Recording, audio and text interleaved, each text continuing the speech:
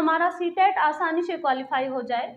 ऐसी कौन सी ट्रिक है, क्या क्या ट्रिक है, कैसे हमें उस ट्रिक को फॉलो करना है, उस चीज़ को लेकर आज हम डिस्कस करेंगे कि अगर आपने अभी तक भी कोई अपनी स्टडी को स्टार्ट नहीं किया है, ऐसा नहीं हो सकता कि आपने सीटेट का फॉर्म भरा है और आप लोगों ने तैयारी नहीं की है, लेकिन अगर आपने अच्छे से तैयारी अभी तक शुरू नहीं की है, कोई भी कंडीशन आ सकती है, उस कंडीशन के कारण आप लोग अब अभी तक तैयारी नहीं कर पाए हैं, तो आपको बस अब एक ट्रिक अपनानी है और उस ट्रिक को अगर आप अच्छे से ऑनेस्टली उसको अपनाएंगे तो आप देखिएगा कि आपका 100% सीटेट क्वालिफाई हो जाएगा।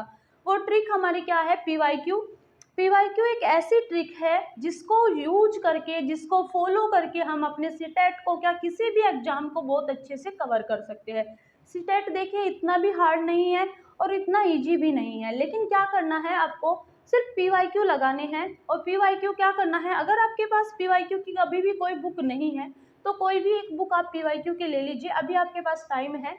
और इस टाइम में आपको क्या करना है कि आप एक कोई भी बुक ले आइए, चाहे वो यूथ कंपटीशन की हो, चाहे किरण पब्लिकेशन की हो, किसी भी आपके पब्लिकेशन की बुक हो, उस बुक को आप लेके आइए और उस बुक में से पर डे आप एक पेपर को एक सेट कीजिएगा, टाइम सेट करके बैठिएगा कि आपको 2.5 घंटे का पेपर में 2.5 घंटा मिलता है, तो 2.5 घंटे में आपको उस पेपर को सेट पूरा का पूरा कवर करना है।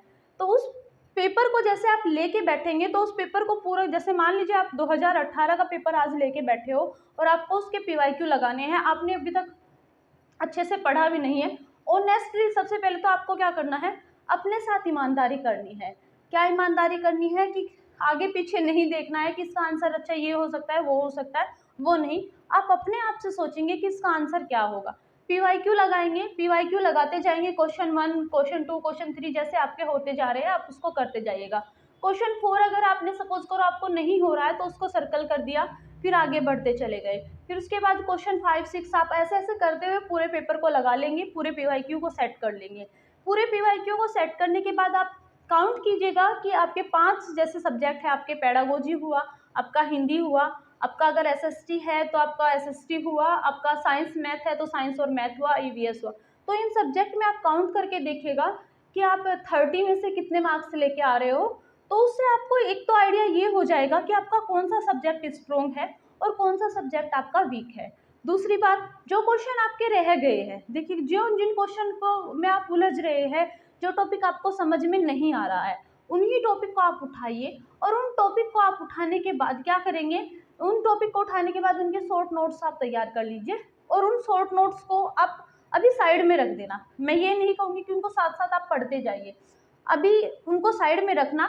और जब आपके लास्ट 5 डेज बचेंगे, आपके आखिरी के 5 दिन बचते हैं पेपर से 5 दिन पहले, आप जितने भी शॉर्ट नोट्स आप तैयार कर रहे हैं उनको रिवाइज करना। जितने टाइम आप रिवाइज कर सकते हैं उनको आप तब रिवाइज करना जब हम कहते हैं कि रिवीजन करना है ओनली, तो उनको आप जो नोट्स आप पीवाईक्यू के बाद बना रहे हो उनको आप रिवीजन के लिए रख दीजिएगा। सबसे दूसरी बात, आपको क्या करना है, सीडीपी के ऊपर मेन फोकस करना है।